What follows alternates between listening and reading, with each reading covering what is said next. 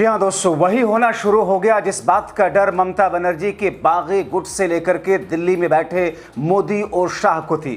Supreme court से बागी गुट के साथ साथ बागी सांसदों के साथ साथ लोकसभा स्पीकर ओम बिरला को बड़ा झटका लगा है और ममता बनर्जी अभिषेक बनर्जी के गुट में टीएमसी, असली वाली टीएमसी के गुट में इस वक्त जश्न की सी तस्वीरें हैं, क्योंकि जो फैसला सुप्रीम कोर्ट ने अभी शुरुआती स्टेप लेते हुए किया है उसमें बागी गुट की सांसदी जानी बिल्कुल तय मानी जा रही है कानूनी विद्वानों की नज़र में। स्वागत है आप सभी का। आप देख रहे हैं द राजनीति का विशेष सेगमेंट खबर और विश्लेषण। मैं हूं जब्बार खान।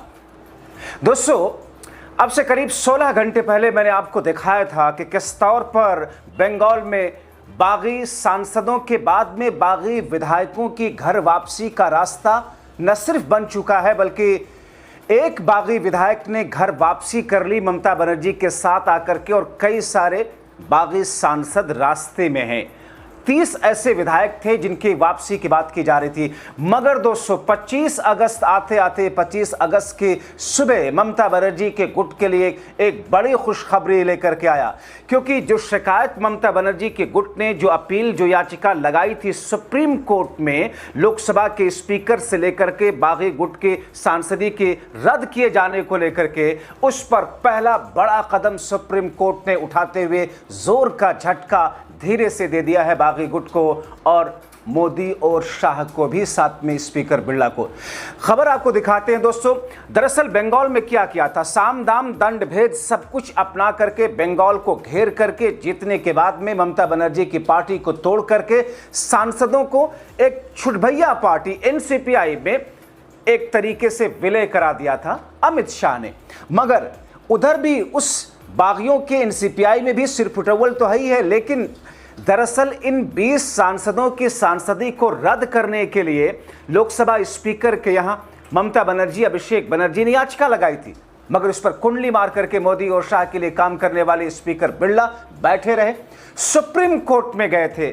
सुप्रीम कोर्ट में ममता बनर्जी, अभिषेक बनर्जी की तरफ से याचिका लगाई गई थी। अब से थोड़ी देर पहले सुनवाई हुई और सुनवाई होते ही पहला झटका मिलॉर्ड ने बागी गुट के साथ साथ स्पीकर बिरला को भी दे दिया, क्योंकि स्पीकर बिरला को भी पक्षकार बनाया गया है। दरअसल एनसीपीआई में विलय करने वाले टीएमसी के 20 सांसदों को सुप्रीम कोर्ट ने नोटिस जारी करके सख्ती से जवाब तलब कर लिया। और दरअसल यही दरअसल पहला स्टेप है इन सांसदों की, इन बागियों की सांसदी जाने वाले इस पूरी प्रक्रिया के बीच में। टीएमसी सांसद अभिषेक बनर्जी की याचिका पर यह नोटिस जारी हुई है। याचिका में लोकसभा स्पीकर ओम बिरला को भी पक्ष बनाया गया। बेहद शर्मनाक है ये दोस्तों। ओम बिरला, जिसका काम होता है निष्पक्षता के साथ में पक्ष और विपक्ष को लेकर के संसद चलाना और नियमों और कानून के तहत उसका पालन कराना, हाउस को चलाना, मगर ये शख्स उस कुर्सी पर बैठ करके जिस तरीके से पक्षपात करता हुआ आया है, अब इसकी भी चूड़ी टाइट की जाएगी, क्योंकि इसे भी पक्ष बनाया गया है। दोस्तों, दरअसल सरकार की तरफ से क्या थतरई की गई, उनकी तरफ से पेश वकील ने क्या कहा, वो भी जल्दी से आपको बता देते हैं। सॉलिसिटर जनरल ने कहा कि स्पीकर ने पहले ही मामले में कार्रवाई शुरू कर दी है। हाँ भैया, स्पीकर ने तो मामले में कार्रवाई शुरू कर दी। स्पीकर ने मोदी शाह के इशारे पर एनसीपीआई को सर्वदलीय बैठक में बुला लिया। किस हैसियत से यह कार्रवाई होती है? सॉलिसिटर जनरल कहते हैं कि सभी सांसदों से जवाब मांगा है। मेहता ने अपील करते हुए कहा कि स्पीकर को कोर्ट की तरफ से औपचारिक नोटिस ना जारी की जाए।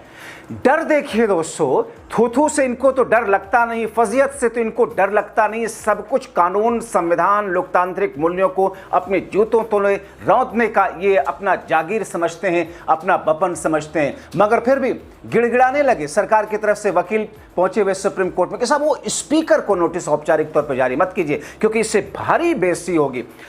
और वो कहते हैं कि साहब स्पीकर सहायता करेंगे सुप्रीम कोर्ट में।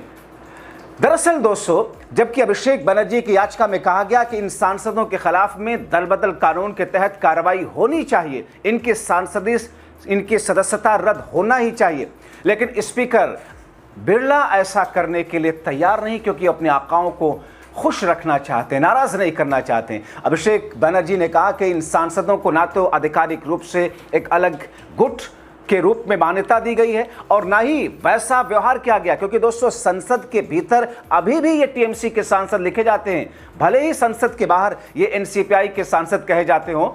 भारतीय जनता पार्टी के इशारे पर, मगर संसद के भीतर अभी भी ये टीएमसी लिखे जाते हैं। इनको मान्यता तक नहीं दी है इसी स्पीकर ने।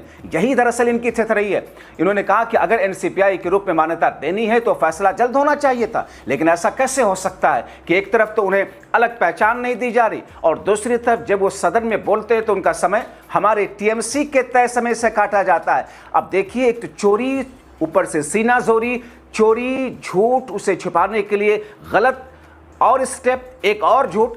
क्योंकि दोस्तों ये जो बागी सांसद हैं, इनका समय जब संसद के भीतर जो काउंट होता है हर पार्टी को कितना समय मिलेगा उनके सांसदों के हिसाब से, इन बागी गद्दार सांसदों को जो बोलने का समय दिया जाता है वो ममता बनर्जी के टीएमसी के गुट से समय काटा जाता है। अब सोचिए किस स्तर की डकैती चल रही है राजनीतिक तौर पर। दोस्तों, अभिषेक बनर्जी ने स्पीकर ओम बिरला से भी पार्टी के 20 सांसदों के खिलाफ में कार्रवाई की मांग की थी। इन बागी सांसदों की सदस्यता रद्द करने की याचिका पर जल्द से जल्द फैसला लेने की अपील की थी।